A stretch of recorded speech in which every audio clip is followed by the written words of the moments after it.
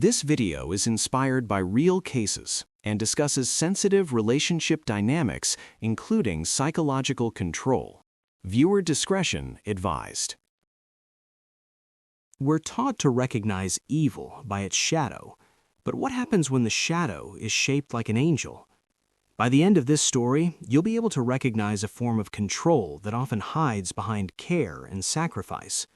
If stories like this help you understand the hidden psychology behind relationships, consider subscribing. Here, we analyze control that hides behind a smile. Let's begin.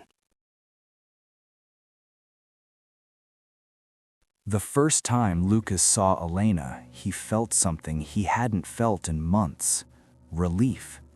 He was sitting alone in a quiet coffee shop, staring at a notebook filled with plans that no longer mattered. The startup he'd built had collapsed, taking with it his savings, his confidence, and his sense of direction. Sleep came in fragments. Days blurred together. When Elena sat across from him without asking, she didn't look at him with discomfort or polite concern. She looked at him as if she already knew him. She told him it was all right to be tired, that some people simply feel the weight of the world more deeply than others. Her voice was calm, steady, and for the first time in a long while, Lucas didn't feel like he needed to explain himself. What followed didn't feel sudden, it felt like a solution. Lucas was overwhelmed by the practical remains of a life that had stalled, letters he avoided opening, accounts he pretended didn't exist, the constant pressure of decisions he no longer trusted himself to make. Elena offered to help. She stayed over. Then she stayed. She organized his apartment, answered emails he couldn't bring himself to read, and used her own savings to cover expenses he couldn't meet. She asked for his passwords so she could keep things in order. When he hesitated, she reminded him how much he'd already carried alone. Letting go felt like rest. By the end of the first year, the apartment barely resembled the place Lucas remembered. It was immaculate, softly scented, and unusually quiet. Elena worked nights as a caregiver, a job that left her visibly exhausted. She came home at dawn, pale and unsteady, and immediately began preparing breakfast for him before resting herself. She insisted he conserve his energy. When he mentioned contributing financially, she waved it away, telling him recovery wasn't linear and that pressure would only slow him down. Everything she did was framed as choice, as care. Lucas learned to accept it without question. Gratitude slowly became the unspoken rule of the house. It wasn't demanded, but it was always present. Every bill she paid, every sacrifice she described, added weight to the space between them. Lucas began to move carefully, as if any misstep might disrupt something fragile. He watched her moods, adjusted his tone, measured his words. He stopped playing his music because she preferred the apartment still. He avoided disagreement because it left her withdrawn and quiet for hours afterward. The silence unsettled him more than arguments ever had, so he learned to adapt. His world grew smaller without any clear moment of decision. Friends stopped calling. Messages went unanswered. When Lucas asked about it, Elena told him she'd spoken to them. She said they didn't know how to be around him anymore, that his situation made them uncomfortable. She said she understood, and that she wasn't going anywhere. Lucas believed her. It felt easier to accept that explanation than to wonder why everyone else had disappeared. And yet, something in him resisted going completely still. During long walks while Elena slept, Lucas felt his thoughts stretch outward again. He began reading quietly, revisiting skills he hadn't used in years. Eventually, he secured a remote consulting contract. The pay was better than he expected. The news filled him with a cautious excitement. He bought a large bouquet of lilies, her favorite, and waited by the door, imagining relief on her face when he told her he could finally help, that he could take care of her. When Elena came home and saw the flowers, her expression didn't match his anticipation. For a brief moment, something unreadable crossed her face. Then she began to cry. She told him she'd nearly collapsed at work, that doctors were concerned about her health. She sat down, breathing shallowly, holding her chest. Lucas forgot the contract entirely. He apologized for worrying her. As she looked at the lilies, she asked why he hadn't told her what he'd been planning, why he'd kept something so important to himself. The room felt smaller than it had that morning, and Lucas stood there, uncertain when the moment had shifted, or how.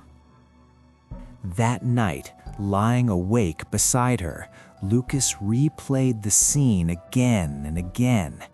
He tried to locate the exact point where his good news had turned into something else. He couldn't find it. What he felt instead was confusion and a familiar, heavy sense of responsibility. By morning, the contract felt less like an achievement and more like a mistake he needed to correct. This is where stories like this often become difficult to untangle, because nothing dramatic happened all at once. There was no single argument, no obvious threat, no clear moment where everything broke. What existed instead was a slow rearrangement of reality, built through care, sacrifice, and silence. And to understand how someone can lose themselves inside something that looks so devoted from the outside, we have to look past the surface of the story and examine the psychological mechanisms quietly shaping it.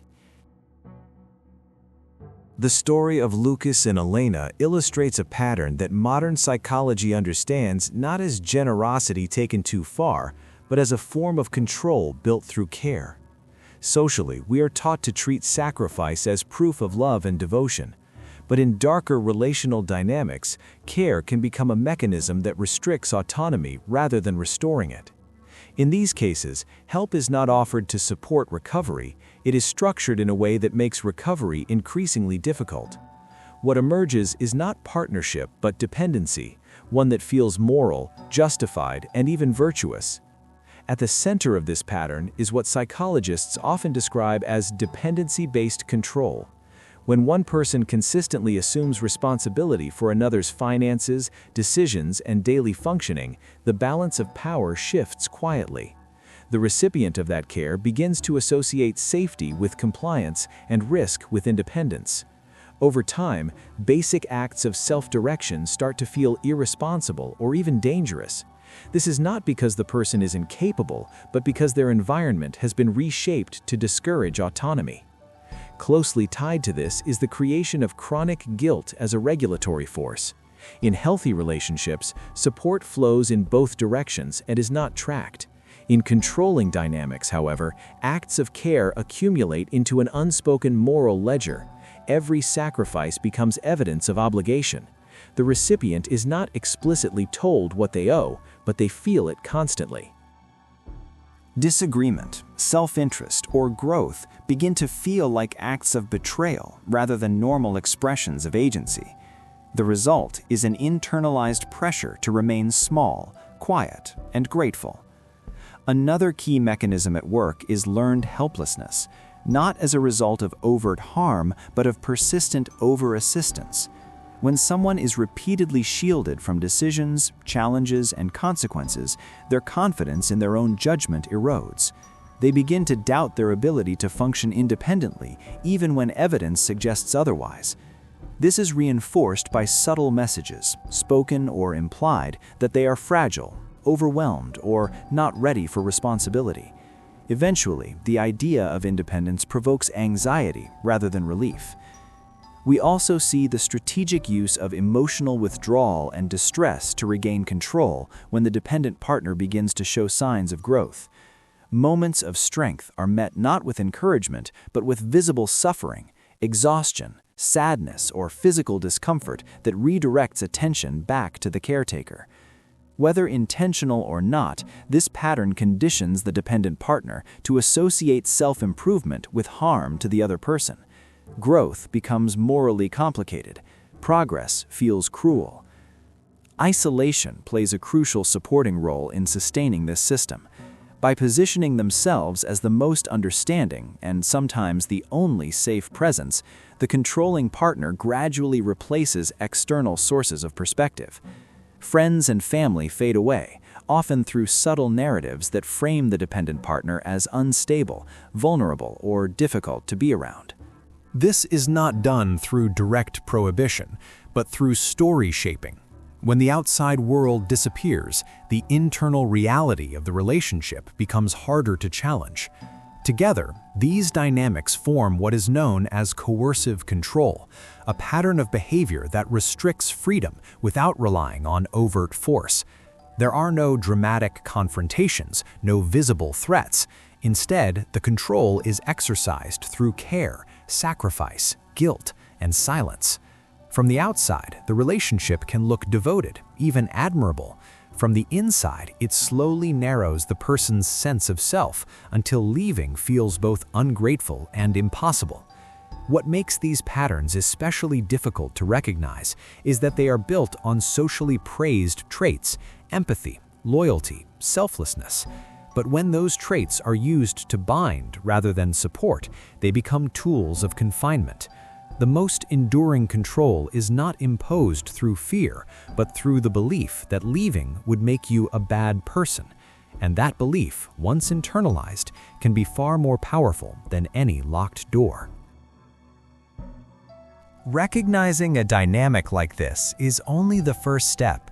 Stepping out of it requires something far less dramatic, but far more difficult: reclaiming your autonomy without trying to manage the other person's emotions.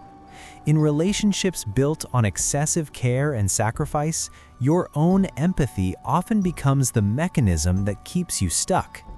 The shift begins when you establish clear emotional boundaries, not out of cruelty, but out of necessity. You have to accept a hard reality.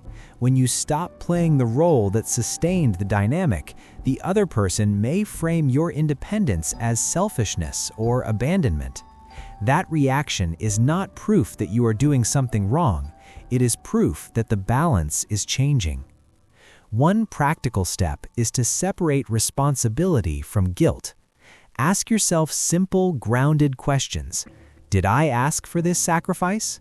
Was this the only option available? Could this situation have been handled in a healthier way?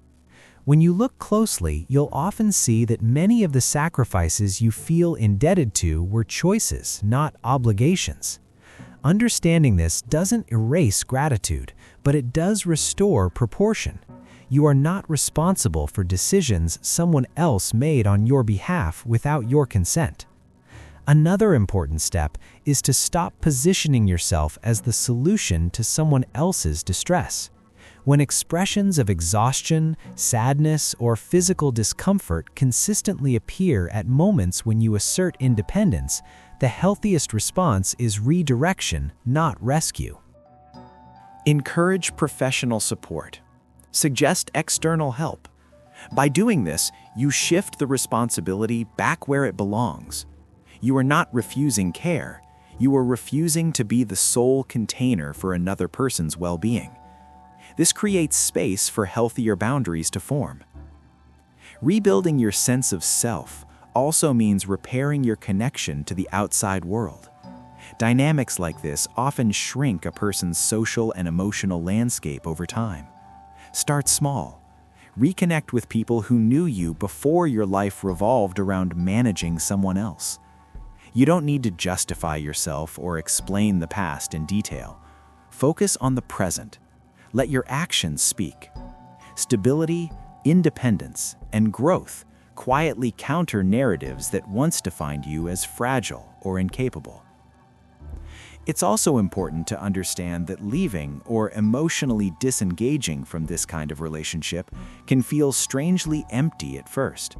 When a dynamic has been built around constant attention, care, and obligation, the absence of that intensity can feel unsettling. This doesn't mean you made the wrong choice. It means your nervous system is adjusting to a new baseline. Give yourself time to experience that quiet without rushing to fill it with familiar patterns. This is not about labeling someone as good or bad. It's about recognizing when care turns into control and when devotion begins to replace choice. Healthy relationships allow both people to grow, change, and step forward independently.